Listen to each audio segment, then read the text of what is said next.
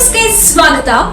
ಪ್ರತಿನಿತ್ಯ ನಿಮ್ಮ baby news channel ನಿಮಗಾಗಿ ಹೊಸ ಸುದ್ದಿಗಳನ್ನ, ವಿಶೇಷ ವರದಿಗಳನ್ನ ಹೊತ್ತು ತರ್ತಾ ಇದೆ.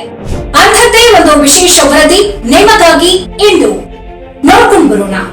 ಸೂಪರ್ ಸ್ಟಾರ್ ರಜನಿಕಾಂತ್ಗೆ ಎಷ್ಟೊಂದು ಕಡಿಮೆ ಸಂಬಳನ?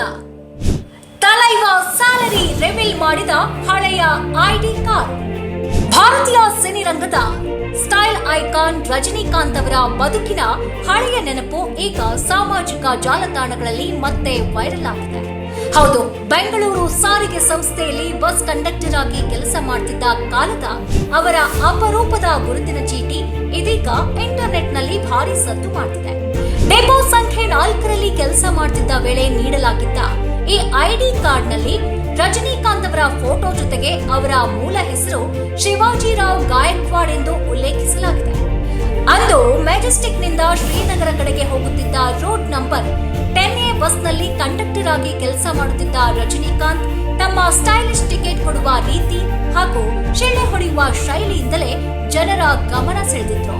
ಕೇವಲ 285 ರೂಪಾಯಿ ಸಂಬಳದಿಂದ ಜೀವನ ಆರಂಭಿಸಿದ್ದ ಶಿವಾಜಿರಾವ್ ಗಾಯಕ್ವಾಡ್ ಇಂದು ಭಾರತೀಯ ಚಿತ್ರರಂಗದ ಅತಿ ದೊಡ್ಡ ಸೂಪರ್ ಸ್ಟಾರ್ ಆಗಿ ಬೆಳೆದಿರೋದು ಅನೇಕರಿಗೆ ಪ್ರೇರಣೆ.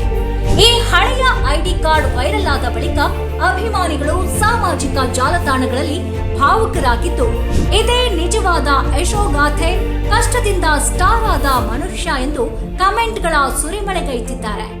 ಒಬ್ಬ ಸಾಮಾನ್ಯ ಕಂಡಕ್ಟರ್ನಿಂದ ಕೋಟ್ಯಾಂತರ ಜನರ ಹೃದಯದ ಸೂಪರ್ ಸ್ಟಾರ್ ಆಗಿ ಬೆಳೆದ ರಜನಿಕಾಂತ್ ಅವರ ಪಯಣ ಇಂದಿಗೂ ಅನೇಕರಿಗೆ ಸ್ಫೂರ್ತಿ.